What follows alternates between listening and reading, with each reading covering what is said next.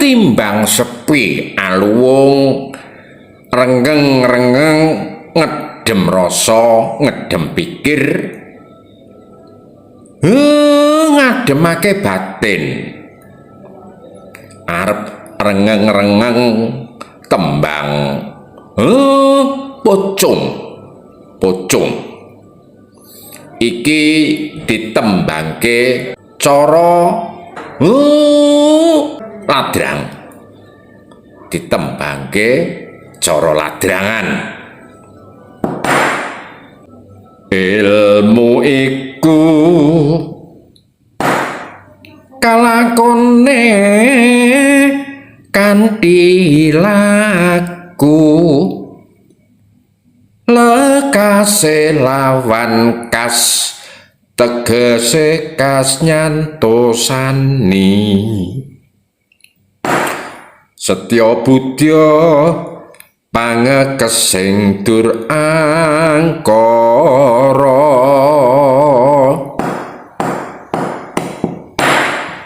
pancen sing jeneng wong ajar maca kitab maca weda maca buku iku pancen perlu awit kabeh jejering wong urip ana ngalam donya iku supaya budidaya golek marang undhaking ilmu kang kasebut ilmu iku paham utawa pengertian uga kena sinebut pemahaman utawa panemu dene kalamun nggone ngudi ilmu mau wis ketemu prayogane kudu ndang ditindakake kanthi laku awit ngeja wantahe sekabing ilmu mau ditonton saka laku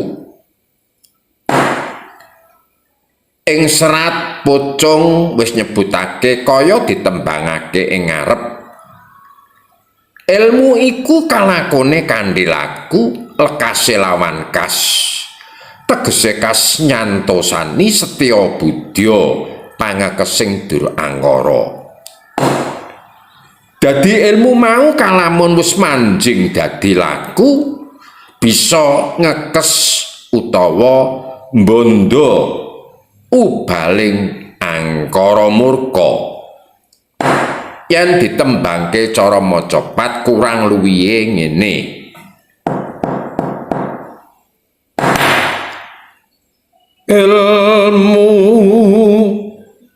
iku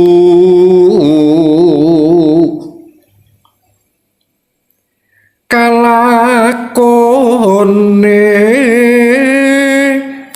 kanthi laku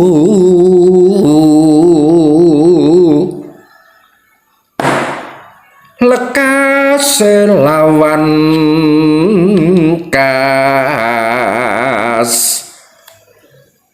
tegese kas nyantosani